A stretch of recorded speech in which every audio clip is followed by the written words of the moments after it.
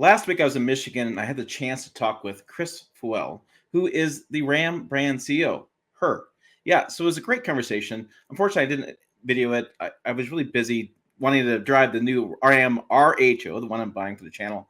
But I wanted to talk to her because I wanted to get some groundwork. I'm going to interview this person probably several times in the future, so I want to make sure I got to know her. So Chris Feuell is now the Ram CEO, if you didn't know, third CEO in just about as many years. And so created a lot of questions from me and for you, the audience, about who is this person, what's direction to Ram, because right now, I mean, the way the media is going for Stellantis, the news items, quarter three revenue slumps, inventory is improving, grinding through a transition.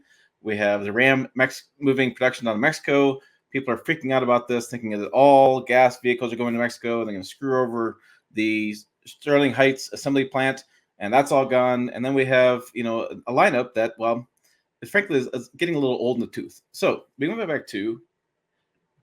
back to talk to Chris. And so let me give you some insights of what I found out and what may be impacting you. And, well, as a truck fan, what's going to impact you? So first of all, Chris Feuell grew up sharing a Ford Courier. Yeah, a little pickup with her brother. And then she went into Ford, actually. She actually worked at Ford for many years and kind of got her start through automotive. She's only been with Stellantis about 3 or 4 years now. She has a lot of other management experience in different areas. And so she's coming in pretty fresh, right? And we know that from the transition of the Stellantis forming its company back in 2021, there's been a lot of changes with the company, a lot of different directions. So I said, hey, why are Ram sales down so bad? I mean, if you look at the revenue slumps, like we talked about from this news item, why are the sales down so bad? What's going on? What do you think is happening? And she told me it was kind of a perfect storm situation where in the end of 2023, beginning of 2024 year, they had the wrong vehicles in the lot. What I mean by that is they had the wrong builds. So they had maybe too high-end stuff. They didn't have much of the volume on the market for buyers to pick up. They weren't advertising incentives that well, weren't doing a lot with marketing. And so they really got themselves in a bad spot where they had trucks that weren't selling. Not that the trucks as overall Ram brand isn't selling. It's that they had a variety of slow movers. And this happens to every brand. You build a variety of configurations and you have some that's just going to sit around forever. It's just what happens. And so she said they had the wrong combination of trucks. They had the wrong trims out there. They just didn't have a good plan for that with the inventory and the incentives to get those trucks moving. And then starting the year in 2024, they actually closed down assembly of the plants in Michigan. Remember, CEO Tavares did this until ran this. He said, I'm going to send the European managers over there to fix those plants. And they actually did. They slowed down production. They maybe even closed a couple days, and they really focused on quality of the plant. So you have the wrong inventory in the lots. You have the interest rates were high. You have incentives. You have closing the plant. You're not building more.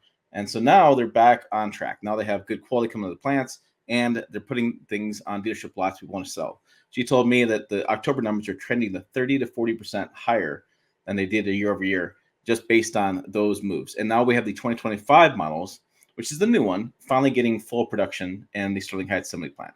So we got that solved. So that's what's going on. So that was the answer. Tavares said the same thing. CEO Tavares at Stellantis, she said the same thing. They're saying the same thing, that sales numbers will be growing. You'll see this. Inventory is going down. So they're had a glut of trucks and vehicles throughout the lineup. Jeep, everybody else had the same issues as far as Stellantis brands. And so you're going to see this transition starting to change. And we'll see more Ram news as far as news items with regards to future products. So as we talked about different videos and things, so this is the current Ram trucks lineup. And one of the things I talked to her about was what's coming out, what's exciting, what's got our attention. So we know the TRX is leaving. The 6.2 supercharged engine is dead because Ram wants to build this Hurricane engine in the global marketplace, emissions, everything they want to do going on these days. We also know the Ram Classic is dead. That's why I'm saying it seems like a transition time for them. And we know Ram Heavy Duties are being redone. And then the Sterling Heights assembly plant will build the Ram Charger, which is the extended range version of the fully electric Ram Rev. So those two products are launching, okay? So she made no bones about it, right? So they have new product coming out, heavy duties coming out.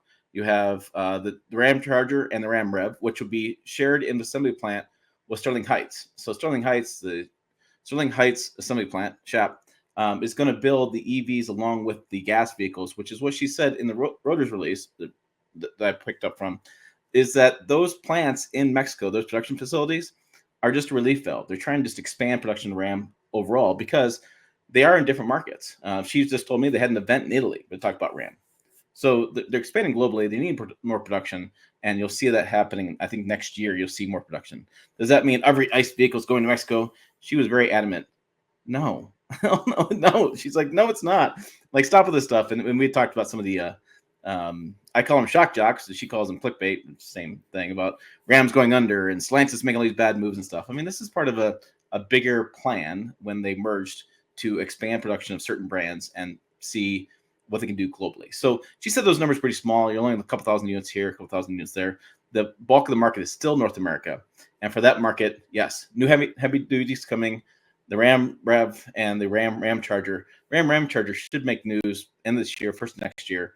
EVs will be slow coming out next year, year and a half. But the Ram heavy duty is coming out.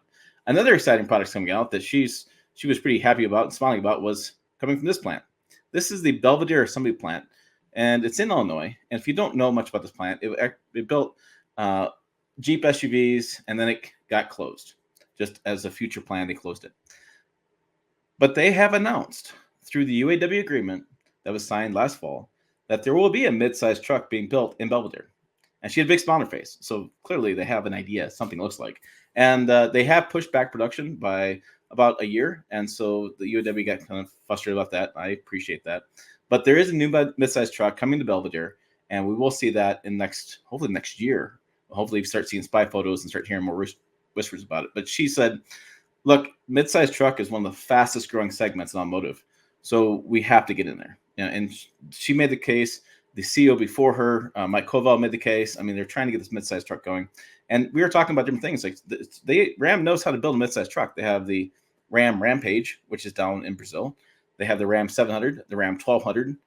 They have different Ram trucks in other markets that are smaller. And they're rebranding all those trucks to be Ram instead of a variety of different brands that are going on. So we're going to see that moving forward too. So we're going to see what I consider a transition with CFO's transition, and what Chris Feuell kind of we agreed upon was transition is kind of the key word here. Is that there's a big transition. They're axing older products. They're moving past V8 engines because global emissions. Some countries do things weird where they're basing on number of cylinders, not the overall emissions. We're just doing things different globally. So they wanted one engine to be able to work throughout the global marketplace. They brought that to marketplace. They're bringing the heavy duties, getting those refreshed after the 1500, which is very typical of Ram. Chevy does the same thing. It's kind of the way the product sequence works. They have the Ram Rev and Ram Charger coming out, and they have a new Ram midsize truck coming out. So I think we'll see the numbers for quarter 4 this year will be a little bit higher towards the end for Ram overall. I don't think they're going to make it as far as all the way back from the losses. I think it's another year or two till we get to that, till they're really pumping along again and doing a lot. I mean, it's really interesting because when the Ram 1500 came out in 2019, it blew the doors off everybody because of the big screens and the tech and all that kind of stuff. And a lot of customers loved it. And within the first month, they sold a ton of those. And they had the Hemi, they had the hybrid kind of Hemi, they had the Eco Diesel, and then they had the V6. And now they're just down to having Hurricane with 3-liter inline 6 twin turbo and the 3.6-liter Fenastar. So, and they got rid of all that stuff during that time period as they transition. So, again, I see it as transitionary. I think they'll still have poor sales as results keep going. I think you'll see results get a little bit better as the year goes on, at the close of the year. I think next year we're going to start seeing better sales. I think we'll see a variety of products, and I think you'll see a lot of new Ram vehicles hitting the marketplace, which would be a breath of fresh air for that brand, who a little slow to market. I mean, that'd be my one criticism.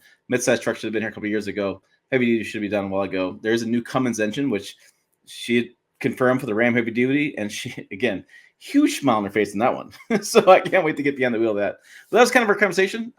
Next time I'll make sure interview her and put it on the video for you guys to watch as well. But I just want to give you an early taste of what I found, what's going on with Ram, and what they're saying as far as their sales results, production, and future product plans, and where they're at in the life of the brand. Yeah, that kind of details. What do you guys think?